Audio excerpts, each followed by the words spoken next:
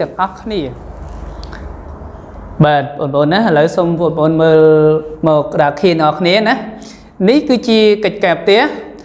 ដែលលោកគ្រូដាក់ទៅឲ្យធ្វើកាលពីថ្ងៃមុនមាន2សំណួរណាចឹងនេះគឺជាចម្លើយសំណួរទី1ចឹងចម្លើយសំណួរទី1តោះលោកគ្រូអានឲ្យស្ដាប់ប្រទេសកម្ពុជាមានឈ្មោះជាផ្លូវការថាព្រះរាជាណាចក្រកម្ពុជាស្ថិតខ្សែស្របទី10ដឺក្រេនិងទី15ដឺក្រេនិងខ្សែបណ្ដោយទី102ដឺក្រេនិងទី108ដឺក្រេមានព្រំដែនជាប់ប្រទេសវៀតណាមថៃនិងឡាវកន្លែងហ្នឹងបើនិយាយមួយផ្នែកទៀតគឺជាប់ឈុងសមុទ្រណាតែគ្រូសួរតែប្រទេសអញ្ចឹងយើងឆ្លើយតែប្រទេសមកបានហើយព្រំដែនសរុបមានប្រវែង2600គីឡូម៉ែត្រអញ្ចឹងព្រំដែនសរុបគឺមានប្រវែង2600គីឡូម៉ែត្រគាត់ណាឥឡូវសំណួរទីចម្លើយរបស់សំណួរទី2ប្រទេសវៀតណាមមានឈ្មោះជាផ្លូវការថាសាធារណរដ្ឋសង្គមនិយមវៀតណាមមានរដ្ឋធានីឈ្មោះហាណូយមានផ្ទៃដី 33991 គីឡូម៉ែត្រការ៉េមានព្រំដែនជាប់ប្រទេសកម្ពុជាឡាវនិងចិនដូចគ្នាណាគឺសួរប្រទេសអញ្ចឹងកូនឆ្លើយតែប្រទេសតែមួយផ្នែកទៀតយើងដឹងហើយគឺជាប់នឹងសមុទ្រណាជាប់នឹងសមុទ្រចិនអូខេអញ្ចឹងផ្នែកកាផ្ទះយើងចាប់ហើយកូនអញ្ចឹងតោះឥឡូវមុននឹងចូលរៀនមេរៀនចំណុចថ្មីនៃមេរៀនទៀតលោកគ្រូសួរសំណួរ2សំណួរដើម្បីរំលឹកមេរៀនចាស់របស់យើងណាអញ្ចឹងថ្ងៃមុនយើងបានរៀនហើយអំពីប្រទេសកម្ពុជាប្រទេសប្រ៊ុយណេនិងប្រទេសវៀតណាមឥឡូវលោកគ្រូសួរសំណួរតាក់ទងទៅនឹងប្រទេសប្រ៊ុយណេអញ្ចឹងលោកគ្រូសួរថាតើប្រទេសប្រ៊ុយណេមានឈ្មោះជាផ្លូវការថាដូចម្ដេច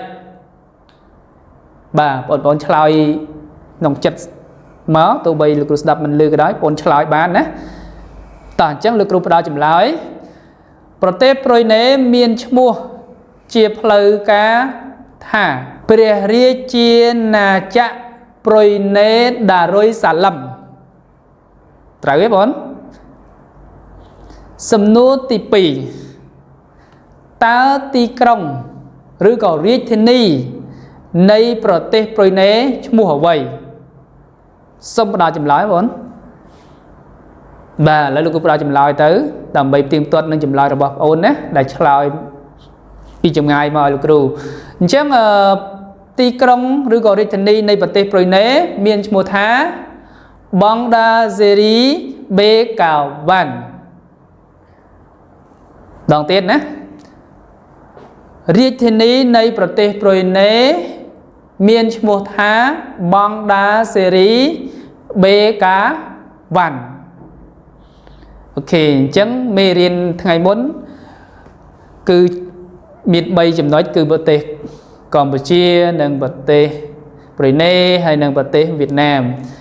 អញ្ចឹងតោះឥឡូវយើងទៅចូលសិក្សានៅចំណុចមេរៀនថ្មីជាមួយលោកគ្រូបន្តទៀតបាទបងប្អូនឥឡូវមកមើលណានេះគឺជាមេរៀនដែលយើងត្រូវរៀនថ្ងៃនេះអញ្ចឹងតោះបងប្អូនមកអានជាមួយលោកគ្រូទាំងអស់គ្នាសិក្សាសង្គមទំព័រទី89ដល់ទំព័រទី90 Social Study page 89 to 90ចំពោះទី3 chapter 3មេរៀនទី5 lesson 5ចំណុចទី3ដែលយើងត្រូវរៀនប្រទេសនៅតំបន់អាស៊ីអាគ្នេយ៍តអត់តន់ចប់ទេនៅតទៀតណា The countries in Southeast Asia region ខប្រទេសថៃ Thailand ងប្រទេសហ្វីលីពីនចប្រទេសម៉ាឡេស៊ីឆប្រទេសសិង្ហបុរីសិង្ហបុរីណាអូខេអញ្ចឹងមេរៀនដែលយើងត្រូវរៀនថ្ងៃនេះគឺមាន4ចំណុចខប្រទេសថៃងប្រទេសហ្វីលីពីនចប្រទេសម៉ាឡេស៊ីនិងឆប្រទេសសិង្ហបុរីអញ្ចឹងដើម្បីឲ្យមេរៀនយើង dương yul mì riêng căn để ba thèm tiền đó lục rú miên bịa cần lực thổi mấy đầm mấy ai ôn yul mì riêng căn để ba ta lấy từ sắc xá bịa mấy tiếng ở đâu chiều môi nâng lục rú ok ôn nè mơ mơ đã khiến sắc xá bịa cần lực chiều môi lục rú cá sắc xá bịa cần lực ta an bịa mấy tiếng ở thằng này đó miền pram bịa muối pi bay buôn pram bịa thì muối cực tới bịa thì pi pro chi ria bịa thì bay cầm rong bịa thì buồn úp bạc phíp bịa thì pram mẹ lạ cả nhé an trầm trái con nhé úp bạc phíp rồi có ní an thằng úp bạc phíp rồi có úp bạc phíp ní an tha bịa tha mẹ lạ cả ta là an được học nhé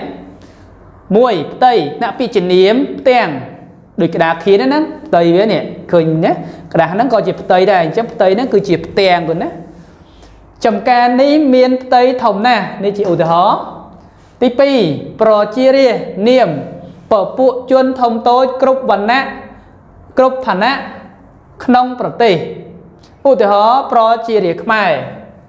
bay cầm rong ở vây cả âm pi krong ụ thì họ prote Philippines miền cầm rong có chỉ tràn buồn ụ bạc phíp niềm có tốt có rong ụ thì họ prote xâm hạ bờ ấy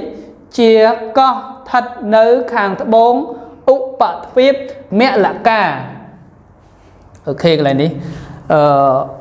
đã khăn nó gần đấy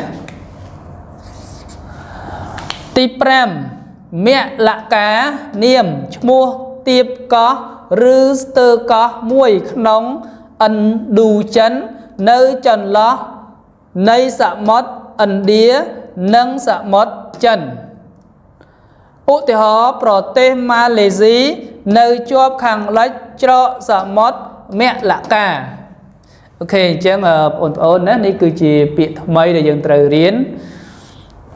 chẳng ổn trời không an không từng tay nhà chăm bị thay nè đầm bay chỉ cả tròn chăm từ ngày cày đầm bay vô lấy bị được cả tập bọt nè đại dương màn chút